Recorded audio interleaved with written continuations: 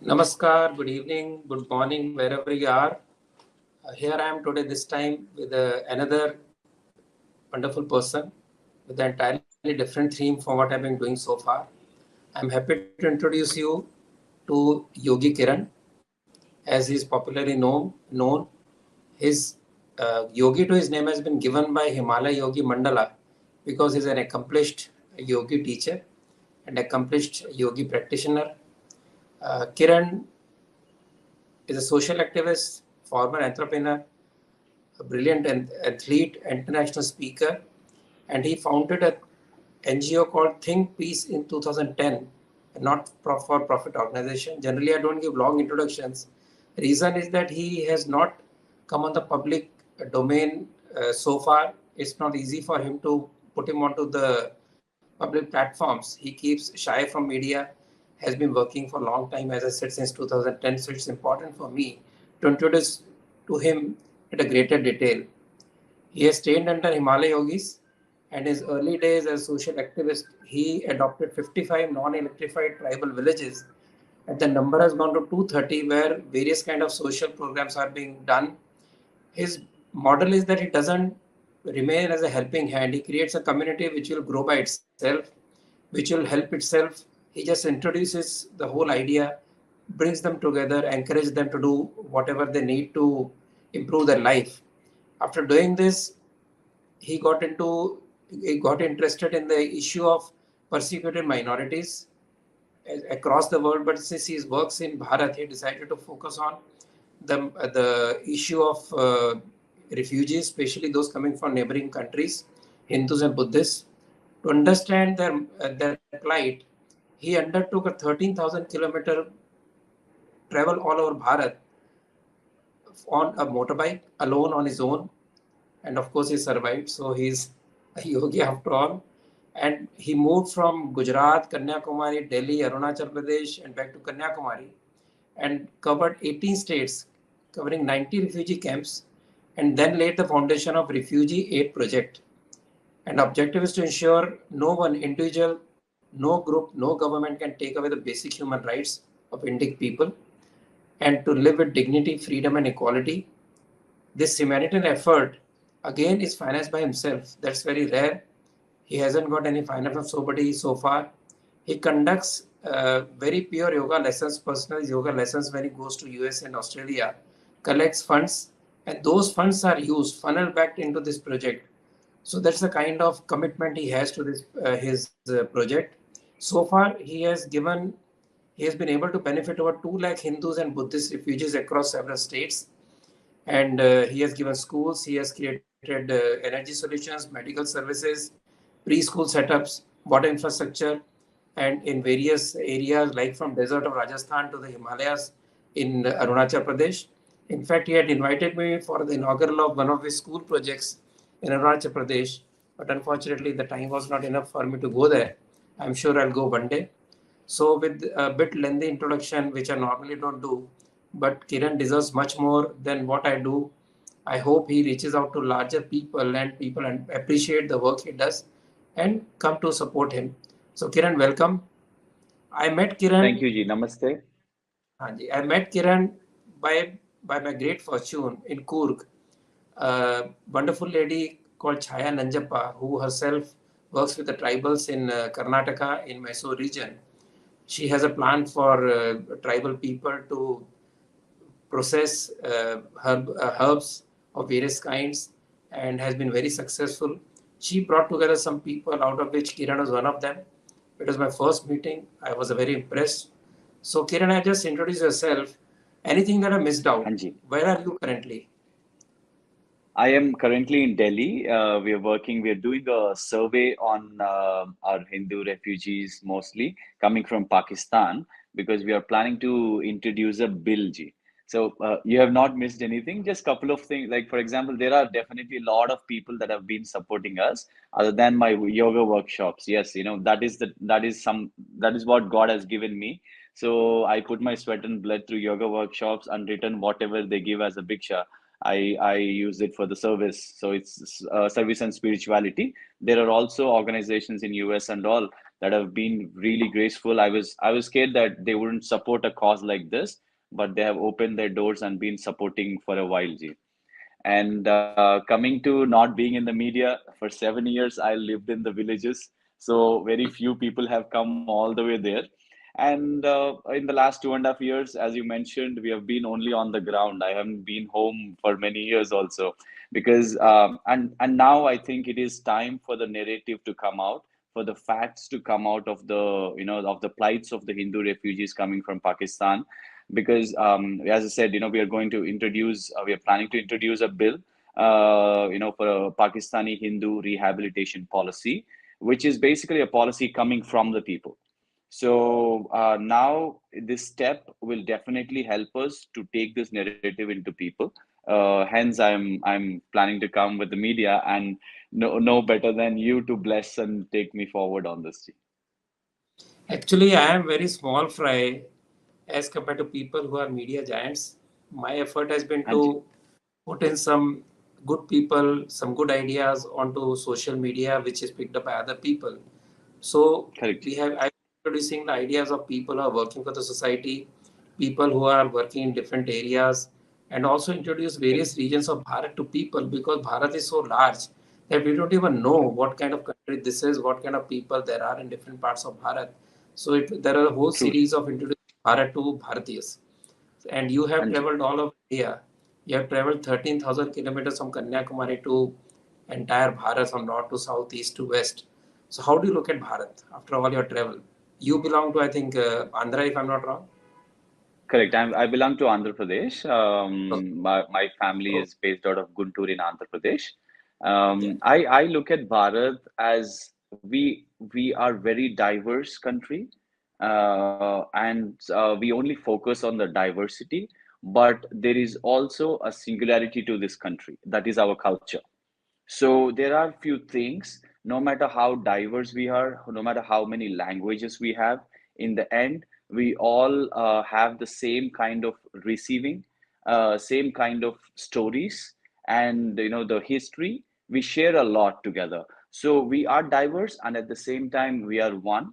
And it has been a pleasure. No matter where I went for 30,000 kilometers, like I did not even eat one day outside. Like I had no expenses except the petrol. So that just shows the large heart. And I was just walking into a camp, and then I was really well fed, and they understand. They have never seen me before. So it was really beautiful to experience the whole journey, Ji. So people without an invitation, without any reference, they welcomed you home, right? Correct, Ji. Yeah. And so you first started work in tribal belt, and you worked there for Correct. many years. How many years have Correct. been social activism? So it has been 12 years ever since I entered. I was thinking about it. I think ever since I was 6 7 years of my age, and but it took a while for me to understand what was this thought process. And then slowly, I once I started getting into my 18 19s, I decided that service and spirituality, for me, Bharat represents service and spirituality, and I wanted to Okay, invite Bharat 18, into 19 my years life. is too young. What inspired you at such a Anji. young age? Teenager, people like to go to pubs, people like to enjoy life. Then they have girlfriends I and am boyfriends. enjoying life. I am absolutely enjoying life. I am joyful. I am full of joy. Yes, I hear a lot of stories what our people have gone through. But thanks again to spirituality, despite anger, despite all the feelings we have, all in the end, all our Vedas, everything leads to one thing, that is to be stable. Be stable in the Right. situation. So that is what detach. I don't have attachment to my work. As I said, the idea So, is to liberate the people, and once and when they don't need me, that's when I feel successful. So I have no pressure also, because I'm not dependent on it. So I think that also helps me. And when I say young age, I have seen it all. Like there was I wanted to make this transition, but then the hormones play a different role in that. So I was fighting with myself within, and then I would also be very aggressive because I was like, okay, if I have more power, more things, I can do more. These kind of thoughts, without guidance. So, but then slowly I've settled down very young. Again, thanks to all the Bhagavad Gita, I feel, and all the great knowledge that our rishis have passed on to us. They have stabilized me, and then they have shown me a way and service and spirituality, and I'm full of joy. That's great. Because many Thank you. people who get into social service become so serious in about their Correct. role in the society. And as you rightly Correct. pointed out, for you, part of your growth. And you worked Correct. with the tribals first. So which was that area Correct. where you started your work? I started working in Odisha Ji basically first, Okay. and but mostly I operated between Andhra Odisha border. I have reason why I've chosen. I've basically done a lot of similarly how I did 13,000 for the refugee issue. Then also I've been to Jharkhand and a lot of areas, because the idea was like find an area where I can get nothing back. So that was more like a spiritual practice, I feel, when I started it, because ST SC area is somewhere I can never stand elections or anything, so I can get nothing from there. So there won't be any motivation. So I wanted to basically, that's how I first started researching on tribal areas, genuinely. And then I have seen villages which did not have electricity in Odisha. And I have adopted few villages. It was a journey of 2 to 3 years of hardships, because no one even would offer water. And there were days where I was stranded in villages in the forest. But somehow again, I had that strength that I was not going there expecting something from people. So just because they are not offering me any solace or any support, I did not want to give up. But then slowly we have done 230 villages of solar power lighting, and then we have built a curriculum of through singing and dancing for tribals. After many failures, we have done that. And then we also have a dynamic healthcare program called Arogyam, where women healthcare workers go to each and village and serve them. Whereas before, it used to take 4 hours for my people to go to a hospital and go back. Now they get that first aid and everything, over the counter medication and everything at their home. So that's when I've lived with people. I've learned how, and then I've put everything that I've learned into action. Otherwise, I feel it just stagnates our whole process. So it was a long journey there, and that's where I learned how to listen to people. And No you've been on idea. your own, really, right? So when you started work, you were on own. So was there anybody who Correct. helped you, whether this help came from the government or you sought help from governments, or it was some other people, good Samaritans who helped you? How was it? Definitely. As I said, I always believe there were few people that I used to share my ideas with. Most people used to think I'm crazy at that age talking about these things. But there are few people that, if not believed, at least they heard me. And the vision have always been, take one issue, while we solve that, build a team around it, so that we share responsibilities. I give 100% of my time, and then whoever does websites, they give website. Whoever does something else, they give something else. So that way there is a shared focus, on the work. And slowly that way we built the whole team. So we had some of my cousins, some of my friends at first, and then slowly it started growing. As we started growing villages, I started reaching out, because I never shy to reach out. And I've never come to media because I never needed it. Because anything that I do, it has to reflect to my people. If it's not reflecting, I'm not, it's not worth for me. Every step I take, every minute I spend, that has to some or the other way has to translate to my people. So that's why I've never looked back ever since I started the tribal work. So When we a were lot of chatting, people really came together. when we were chatting, you talked about making them self-sufficient, and that you leave a place. Correct. Sometimes you don't even go to a place even for 1 or 2 years, and they are on their own. So how did you Correct. achieve it? Because one of the toughest Absolutely. things is to leave something to the people for whom you started, and not get involved or interfere in what they are doing, and also letting them learn and do their own thing. So how did you manage it? It is through making them believe that they can do, G. Every time, every single work, like we built so many schools. We built a Allur Sitaram Raju sports stadium. It's a massive stadium where 3,000 people can sit to encourage tribal sports. Oh, very, And we have never paid us in Arku Valley. very It's okay. 13 kilometers from Arku Valley in Andhra Pradesh, Okay. where we do a lot of volleyball tournaments and all that. And we have never paid a single rupee to labor. We have built goshalas. We have built so much of construction work, so many schools, but we have never paid a single rupee because we have already always made people partner. Then how In that schools have process, built I've so created far? something. Sorry, Ji? Yeah, please. Sorry. Go ahead. Yeah, no problem. So we built something. We had an idea, something called Praja Manifesto, wherein Praja means people. Right. So basically, I used to go sit in a village and draft for an year. What is it that the village need?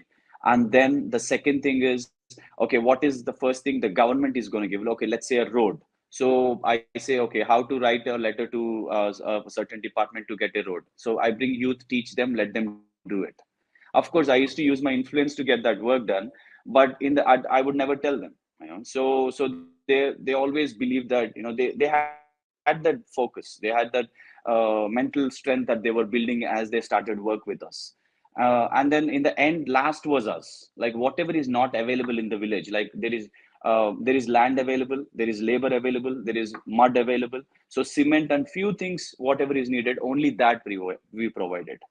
So that way it Okay. became a people partnership, and all the teachers in our schools are tribals. It was very hard to train them, but it is worth it. It is worth it. And today they all believe, they know, like they don't think I'm lazy because I'm not coming, or I'm doing something else. They know wherever he is doing something, because when I was there, I was with them, I was constructing, I was lifting bricks, I was doing everything.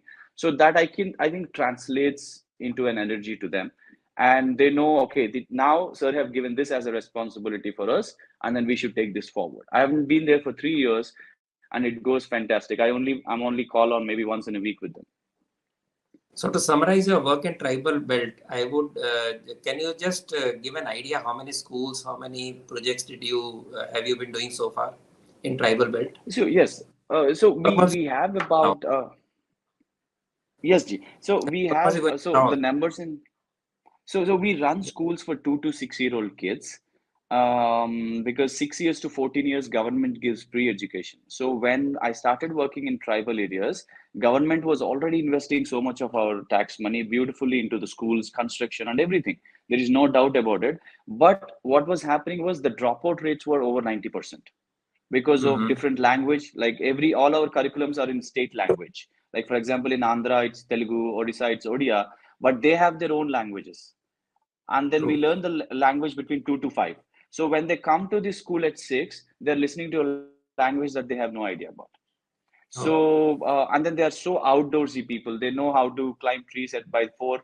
They're swimming. They're doing so many things. Making them sit in a room is not an easy thing. So we developed a curriculum with the help of Dr. PDK Rao ji and many other professors, and actually a lot of people from the local communities, our teachers, everyone pitched in.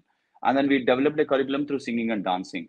So we have multiple schools running on that front.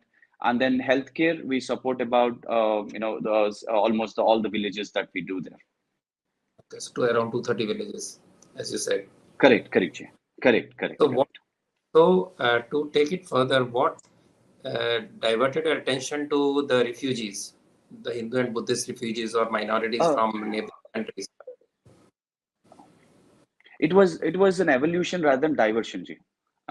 Because I knew we had a bigger team now, and as I said, I knew that my work there is done. They don't need me anymore, so I'm successful there. And then I was looking to expand the case studies, the experience that I've gained there on a larger purpose. Because in the end, we have to go down dying serving Bharat at our best capabilities. And then I wanted to stretch my limits completely. So I was researching, and that's when I came across Bhil community when I was searching for scheduled Mhm. tribes. And then I've noticed that there are also refugees coming from Sindh province to Rajasthan and then living there and all that. So that was my first touch of refugees.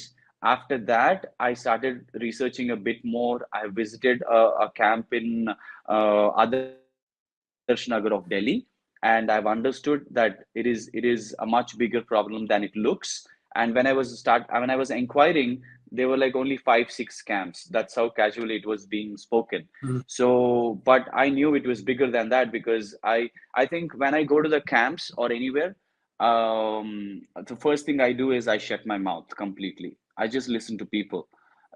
They come with ideas, they give me more information, so I just listen to them.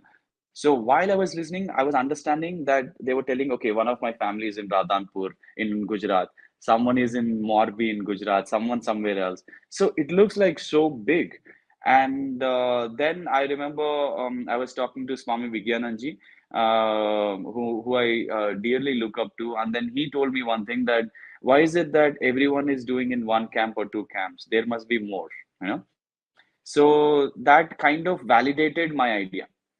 So that Mhm. is how I decided. And then when I was researching, I came across, like, I am nothing. I'm some guy in tribal areas. I'm not a techie or anything.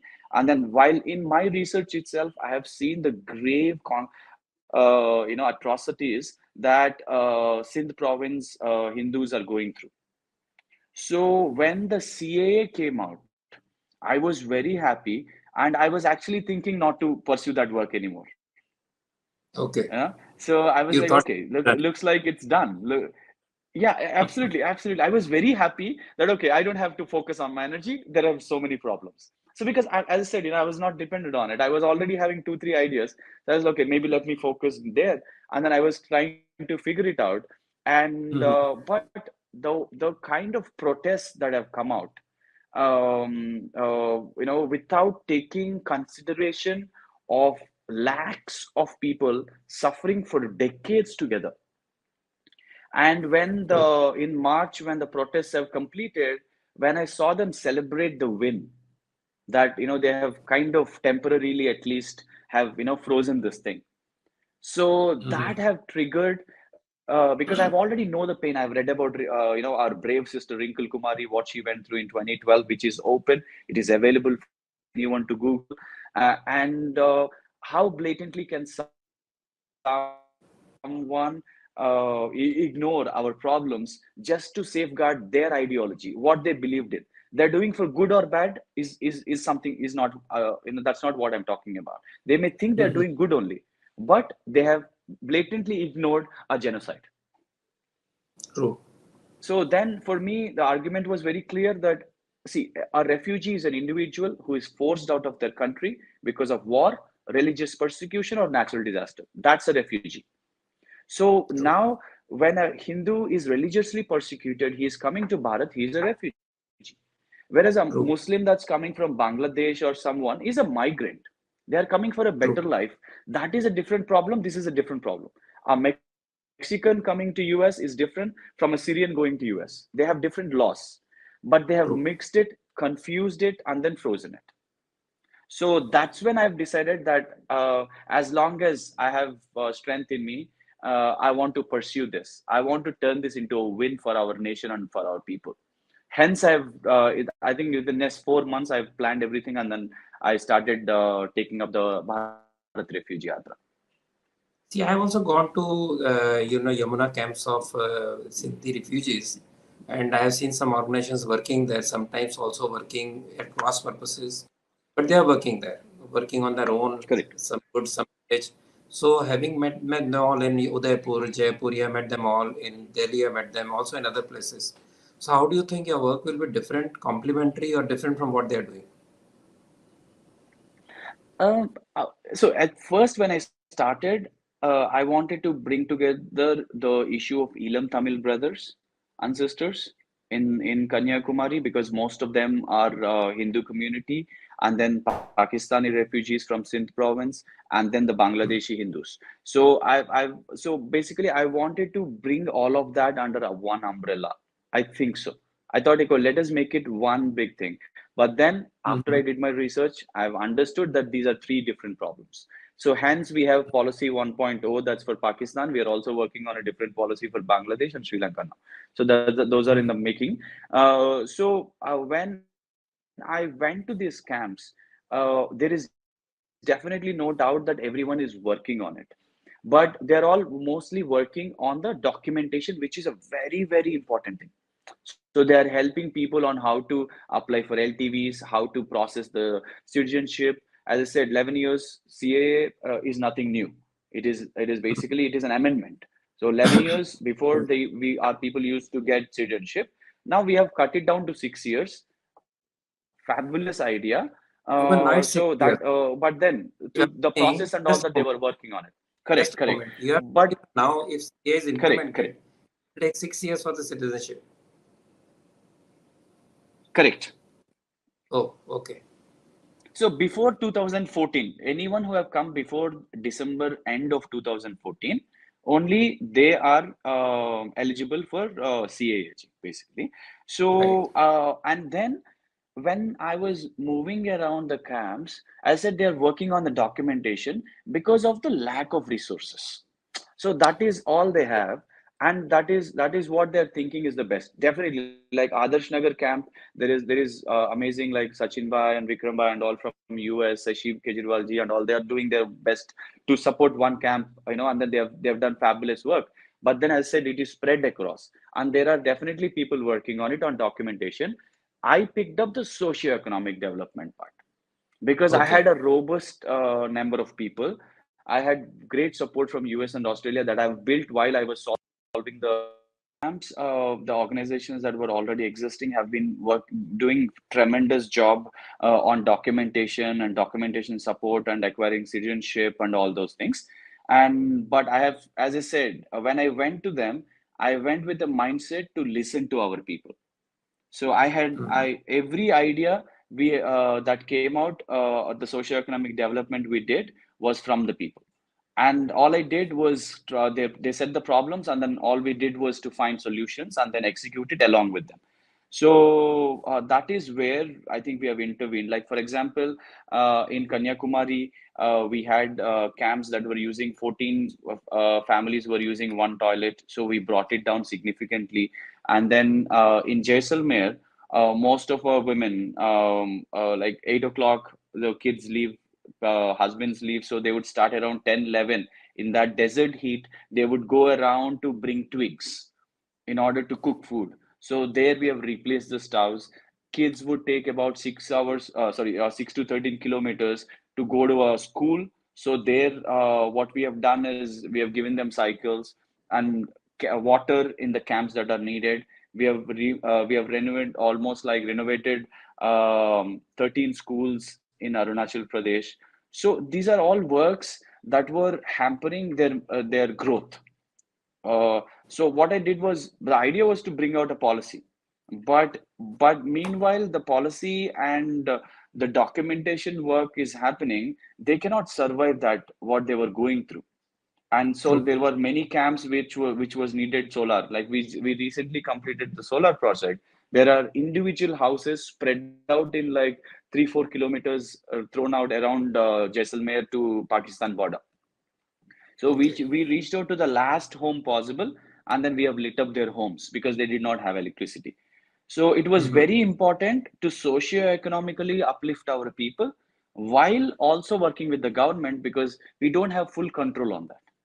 This we True. have full control. So that's why I went to US. There were days. So my yoga workshop is 3 hours. G. So there were days where I used to do like 4 workshops a day. So that's like Okay. 12 hours in a day for a stretch of 5, 6 Mhm. days. Okay. And it is through that sweat and blood we did whatever work we did.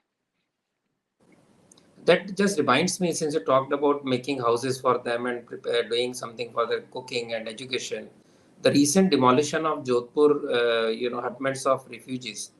Uh, what and how has it now? Is there any help there, or they're still suffering? And what caused this kind of action against them? You must have got some ear to So the.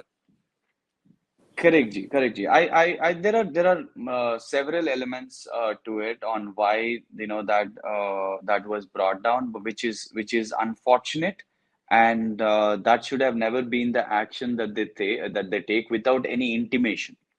It was very brutal on our people, and but as I said, now that the word have reached out. People already know something like this exists. A lot of people came forward, and then there are many works that have been done there. But it is done only in one camp. That is something we need to understand why. I would not like to get more detailed into that at this point of time. Okay, and how many lakh refugees in various camps are there today as per your estimates? Just your estimate, So because it's not possible to cover everybody. Roughly correct. I from mean, to yeah, I mean, that from is, I would not comment on, I would not speak the numbers of Bangladesh and Sri Lanka now, because that is very here and there. But from Pakistan, we have at least a 500,000 across, oh, Rajasthan, Gujarat, and everywhere that have come in last 20, 30 years. But our focus now is on people that are coming now.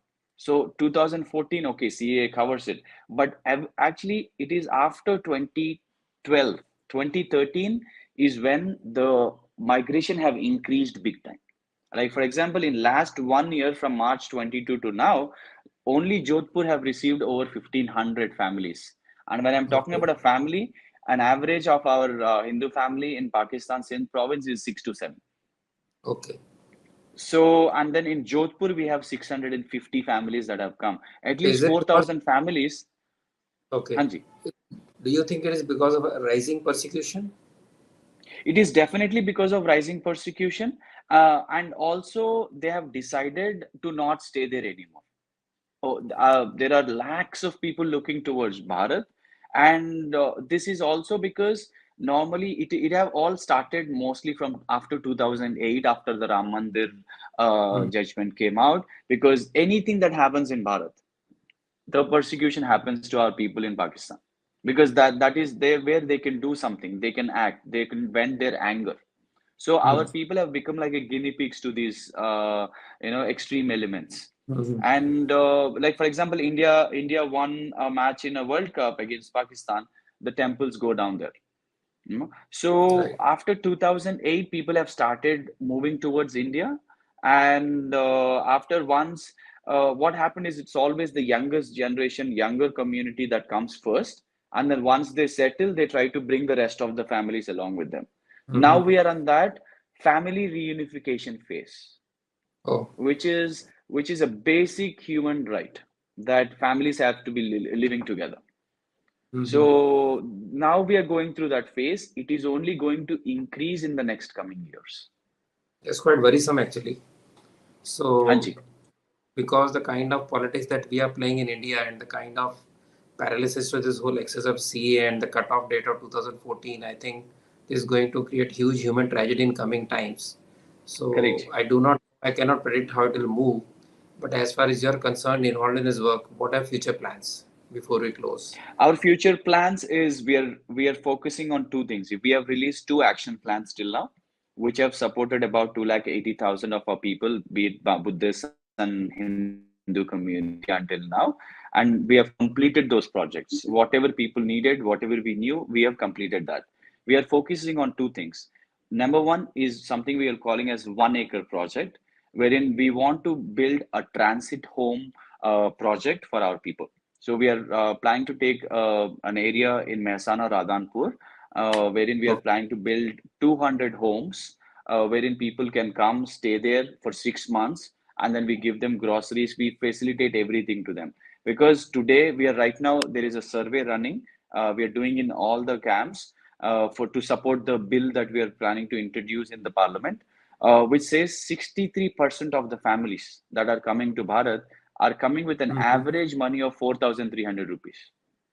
That's all. That's it. That's all they have. Their life savings after going through so much trauma, and then where And we leaving have no behind probably system to some of them leave rehabilitate them. fortune, right?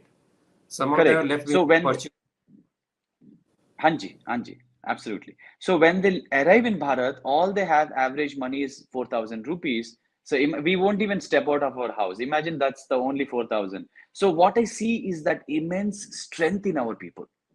It needs such a big heart to make that move to go to a country where there is no system to rehabilitate them.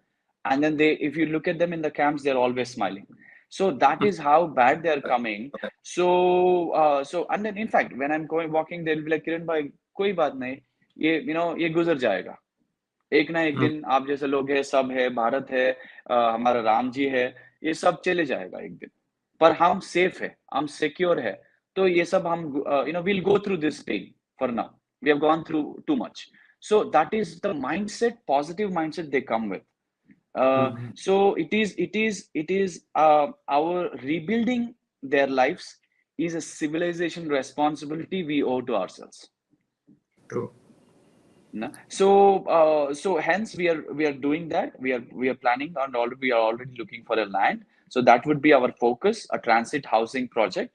And second thing is the policy bill that we want to introduce. Ji. So what is this bill? It will be a great addition if CAA will, if it ever comes to support our people, because that is focusing on citizenship.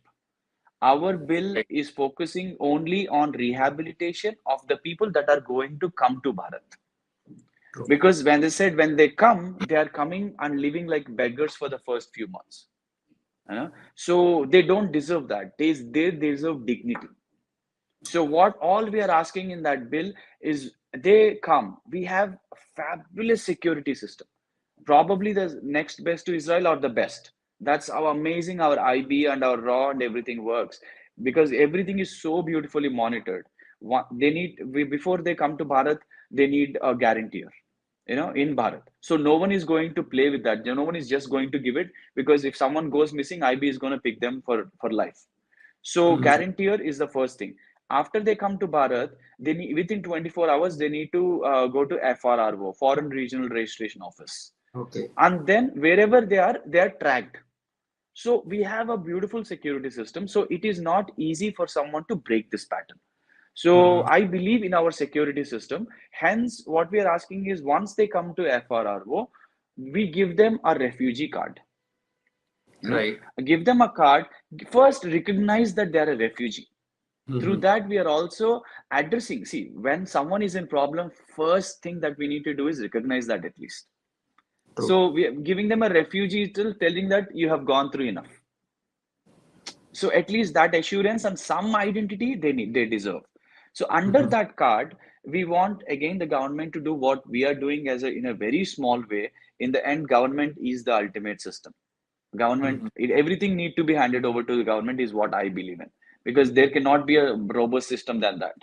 So, so what we believe is that, so under that, we want them to have 6 months transit home, 3 months of groceries, access to education and public health care, up to the higher education level. Right now, they are already having school education and all that. As I said, many people do criticize the government and everything, but the government always showed intention to support our people.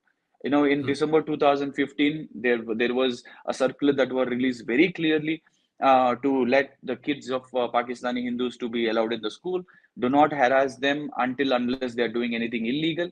There are beautiful things that that have done a lot of work to our people, and CAA was also in that direction. But wherever it is, there are a lot of political issues to that. So we are only hoping that the government will pick it up, but then we need to reach the government hands through the media and people, because it is time we own this.